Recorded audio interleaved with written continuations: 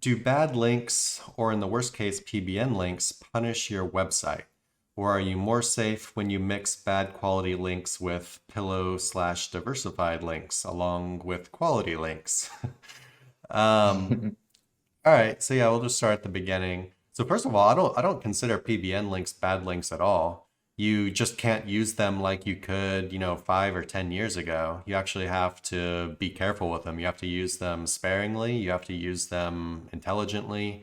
Um, and they need to make up a small portion of your backlink profile. Um, but in general, so do bad links punish your website? Just to start off, I want to say that bad links, we're talking about super like spammy kind of black hat stuff. They don't really seem to hurt your website in the same way maybe that they used to. I think Google has gotten a lot better with just kind of ignoring it, really, rather than punishing you. hmm That being said, they can definitely still hurt your website, and your chances get higher if you do other things that are seen as kind of unnatural, or you're basically trying to game their system. Like if you're not following like their affiliate guidelines, or if you have a ton of or if you're like keyword stuffing, or if your content is like super low quality, or all the pages are have affiliate offers, you have no informational content. So basically all the stuff that's coming out recently where you just have higher chances of hitting like algorithmic penalties, not manual penalties, but algorithmic penalties. If you have a bunch of this stuff and you have a really low quality backlink profile with a bunch of bad links in it, then I would say your chances of them hurting you go way up. Um, so then for the rest of your question, are you more safe when you mix bad quality links with pillow/diversified links? Absolutely. So let me go ahead and pull up my recent case study, which was very on point for this question. I'll go ahead and drop it in the chat here for you guys. But yeah, so basically it was, I guess I'll pull it up on the screen too. Here we go. All right, so yeah. So yeah, in this case study, basically we started building links for a website, and here's the rankings when we first started. So the traffic and the keywords were just going up and down, up and down, up and down, and they're at pretty low amounts. I mean, it wasn't super low, but they basically couldn't get to any kind of steady growth or whatever. And yeah, their backlink profile was super bad. Like everything was bad. They had very little that was good in it. But it was still actually it was still ranking for stuff. It wasn't doing great, but it was still kind of there. So Google hadn't completely just shut it down, or penalized it or whatever. And so what we did in the case study is we just started building lots of high quality links, pretty much to the homepage only. And because they had a lot of heavy interpage links as well, which is something a lot of people do when they start building, when they don't really know what they're doing with link building. They'll build super heavily to their inner pages with, aggressive anchor text and, yeah, low quality links. And so, yeah, then after some time, at the end of the case study, the traffic ended up looking something like this, which was just, very solid growth consistently over time. Um, so to answer the second part of your question was, basically, are you more safe when you're using bad links with good links? And so the question to that, I would say, is yes. That's the whole point of diversifying your link profile, is so that, okay, so maybe you have some bad links, but hey, you've got all this other good stuff too. So when Google looks at the overall picture, it's not an ugly picture. They say, hey, they did a bunch of good stuff, and maybe they got a little spam or whatever, or they hired some crappy provider, or they, whatever. And they just really tend to overlook it.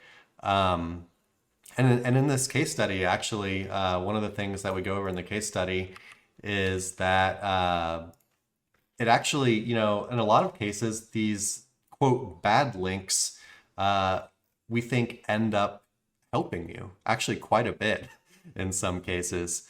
Like, do we think that site would have had this kind of momentum if it didn't have its quote bad backlinks that were built before. And I can't answer for certain, but I'm guessing with a pretty high certainty, I would say probably not. And so what we're seeing here is the bad backlinks actually do a good amount of work. Now, I'm not telling you go build a bunch of bad links and then build good links on top of them. It's not a best practice. Can definitely cause issues. This one for the case study, this one actually turned around super quickly. It was pretty much Google looked like it was just kind of looking for a reason to trust it, right? And we gave it that reason repeatedly, and it did quite well. But yeah, definitely not saying to go build a bunch of backlinks and then just mix good in and hope for the best. Yeah, you have anything to add on that, Nick? Yeah, touching on that, it's easier to add quote bad backlinks after you've done quality work. So have a bunch of good stuff and then maybe add some bad stuff every now and then. So that's what I want to from a technical standpoint, Chris, you're on point.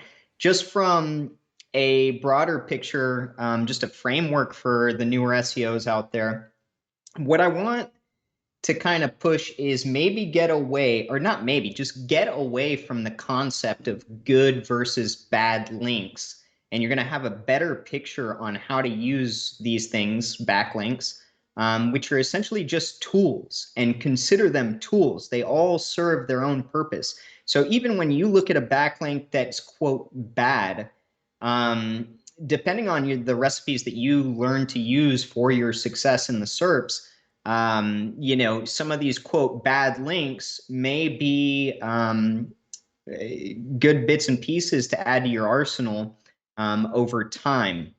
And so, when we're considering adding spammy links, and this is advanced territory, right? So if you're newer, I guess, just what Chris said, don't go spam stuff. But if you are a bit more advanced, you've been around for a while, you've probably learned that over time, as an asset gets bigger, or money site gets bigger, and accrues more SERPs, accrues more backlinks, referring domains, etc., it typically does take on a little bit more quote spam, for lack of a better word, right? In the form of directories, website aggregators, things that are just kind of pulling this data in.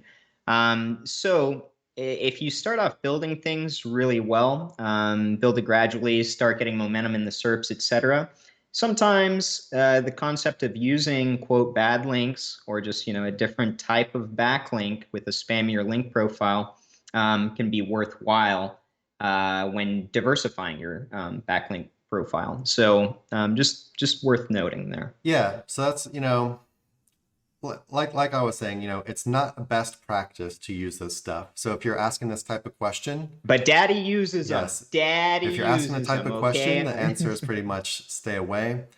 But if you're more of an advanced person, yeah, I mean it can work. It's just you're kind of increasing your. I mean, you are kind of playing with your risk to reward levels and just. Mm-hmm. How confident you feel in what you're doing and stuff. So you're definitely upping the risk a little bit, but if you're doing everything else right, I would say the risk is somewhat minimal. But the point is you need to understand what you're doing so well that you understand the bad stuff that you're doing and the small level of risk it is compared to all the other stuff. I'm just trying to be very careful not to. I don't want anyone doing it. For sure, and you're absolutely right. And I want to preface too that.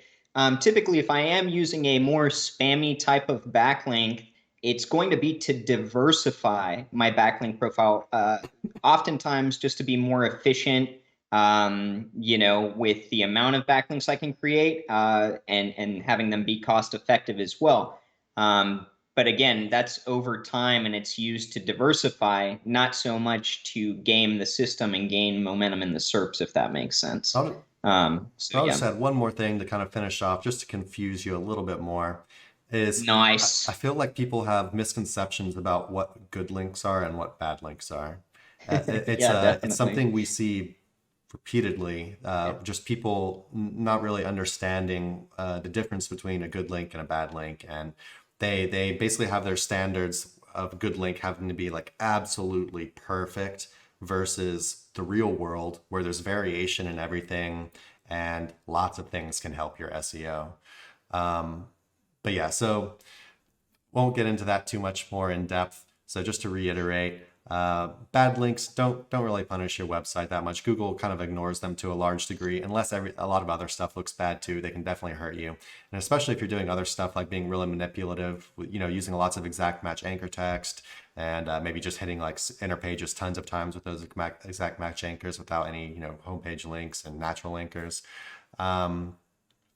But yeah. And if you've got a 5-page website and you're trying to muscle it up with exact match anchors and nothing but spam, you're not going to go anywhere. Okay, so that needs to be shut out completely. So yeah, Google ignores it a lot for the most part. You can still get yourself in trouble with it. And yes, for your second part of the question, when if you have a bunch of bad links mixed in with a bunch of good links, it definitely helps you out, which is what we do. And like I showed you in the case study, if we take over link building for a site and had a bad backlink profile, our first order of business is just lots of natural stuff, lots of homepage links, lots of good anchors. We're just basically changing the mix so that there's a larger percentage of good stuff in the mix than the bad stuff, right?